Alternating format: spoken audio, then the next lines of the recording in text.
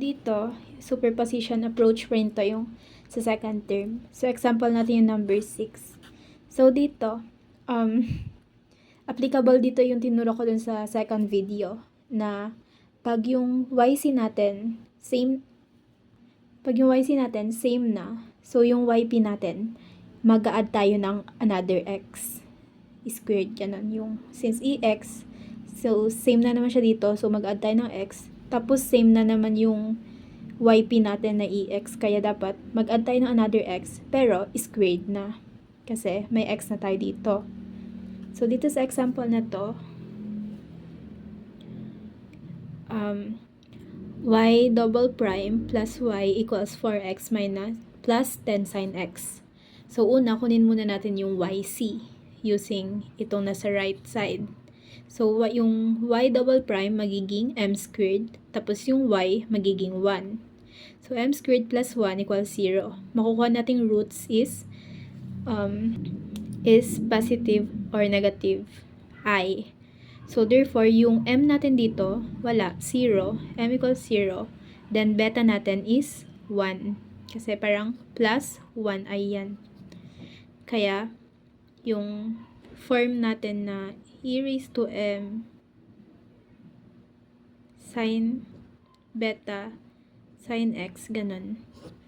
Sin x cosine x.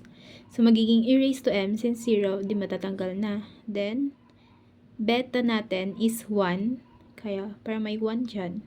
Then, sin x. Then, another naman, sa C2 naman, cosine x. Then, ngayon, kunin na natin yung yp. So, 4x plus 10 sin x. So, yung yp is magiging, yung 4x natin, magiging ax plus b siya. Tapos, yung 10 sin x natin, magiging cx sin x plus dx cosine x.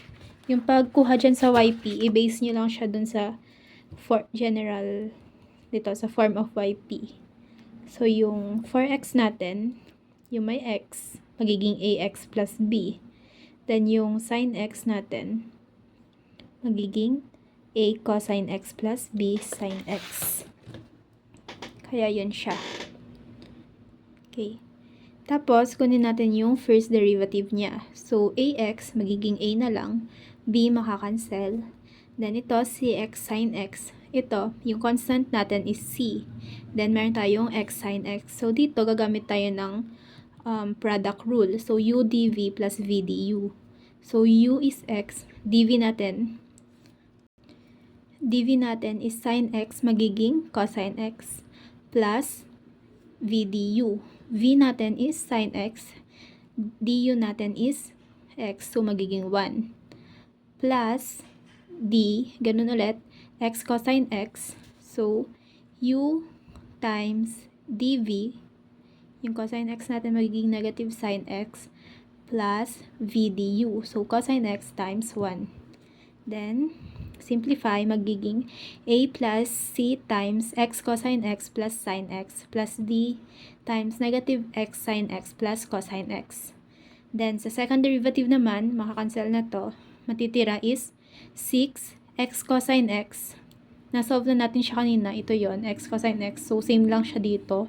Kaya, negative x sin x plus cosine x plus yung sin x natin na magiging cosine x.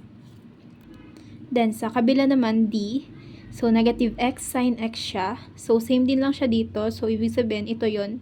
Pero since negative, magiging negative x cosine x minus, magiging minus sin x. Then, yung plus cosine x naman natin, ang derivative niya is magiging negative sin x. Kaya, simplify, magiging c times negative x sin x plus 2 cosine x plus d negative x cosine x minus 2 sin x. Then, pag meron na yan, balik na tayo ulit dun sa original na equation. So, yung mga right side, lalagyan lang natin siya ng p. Kaya, magiging yp double prime plus yp equals 4x plus 10 sin x. Then, substitute lang natin. So, meron naman na tayong value ng yp double prime. Yan. So, yan yun. Then, next, plus yp ito yon, is equals to 4x plus 10 sine x. Then, distribute natin. So, magiging negative cx sine x, magiging 2c cosine x. Yan, distribute. Then, next, i-segregate. I-kwan natin yung mga like terms. Pagsamahin natin yung mga like terms. So, sa x sine x, ang magkakasama dyan is negative c, tapos positive c. So, yan yun, negative c, positive c. So, pag negative may plus positive, makakancel din lang yan. So, equals 0. Tapos, dun sa kabilang kwan naman, wala naman tayo dyang x sine x. Kaya, 0. Then, sa x cosine x naman, next. So, mga meron dyan is negative d at saka positive d. Kaya, magiging 0 din lang. So, makakancel din lang. Next is cosine x. Sa cosine x, ang meron tayo is 2c lang dito sa kabilang side. And then, sa kabilang side naman, wala. Kaya 0. Ito yung dito side. Tapos ito, yung mga nanditong side. So, 2c equals 0. So, c is equals to 0. Then, sa sin x naman, ang mga meron is 2d, negative 2d. Then, sa kabila is positive 10. Kaya, negative 2d. Then, sa kabila naman is positive 10. So, equate. Negative 2d is equals to 10. So, d is equals to negative 5. And then, sa a naman, ang kasama meron is x. Sa mga x naman, ang meron is a. Then, sa kabila naman is 4. So, i-equate natin, a equals 4. And then, lastly, mga constant, meron tayong b. Pero sa kabila, wala naman tayong constant, kaya equals 0. So, b is equals to 0. Ngayon, meron na tayong mga values. A equals 4, b equals 0, c equals 0, d equals negative 5. Balik tayo dun sa formula natin ng yp. Kaya, substitute lang. So, yp is equals to ax, 4x, plus b, which is 0, plus cx sin x, which is c is 0, minus or plus d, which is negative 5, so minus 5x cosine x. Then, simplify, makuha natin to, yp. So, meron na tayong general formula or general equation na y is equals yc plus yp. So, yc natin is, ano ba yan? yc natin is c1. So, yc natin is c1 sin x plus c2 cosine x. Then, yung yp natin ngayon is 4x minus 5x cosine x. So, binigay dun sa ito na ang y natin is equals to 0 and x is equals to pi. Then, y first derivative is equals to 2, x is equals to pi. So, gamitin muna natin yung first na y is equals to 0 and x equals to pi.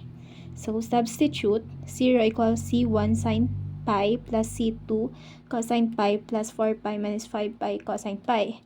So, pag ang given is pi, gamit kayo ng rad sa calcu nyo.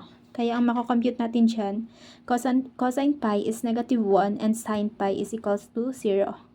Then, simplify lang natin, makukuha natin yung 0 equals 0. Yan, sin pi 0 plus c2 cosine pi is negative 1, so negative c2 plus 4 pi minus 5 pi. Cosine pi is negative 1, so negative 1 times negative 5 is positive 5 pi. So, 4 pi plus 5 pi equals 9 pi. Then, C2, punta natin sa kabila. Kaya, C2 natin is 9 pi. Then, punta naman tayo dito. Ngayon, kunin natin yung first derivative ng y natin. Kasi yung given na condition dito is y pi is equals to 2. So, kunin muna natin yung derivative nito. So, C1, derivative of sin x is cosine x. Then C2, derivative of cosine x is negative sine plus 4. Matatanggal na yung x. Then minus 5. Then kunin nyo lang yung nakuha nating x cosine x dito kanina para wag na mag-compute ulit. So x cosine x is negative x sine x plus cosine x. Ayan. Then substitute lang natin yung value ng y prime is equals to 2, then x is equals to pi. Then substitute, makuha natin yung 2 equals c1 times negative 1 minus 0 plus 4 minus 5 times negative 1. So 2 is equals to negative c1 plus 4 plus 5. So 9, punta sa kabila c1, then punta sa kabila 9 minus 2, 7. So meron na tayong values ng c2 and c1. Ngayon, pwede na natin siyang i-substitute dun sa dito. So, y is equals to c1, which is 7.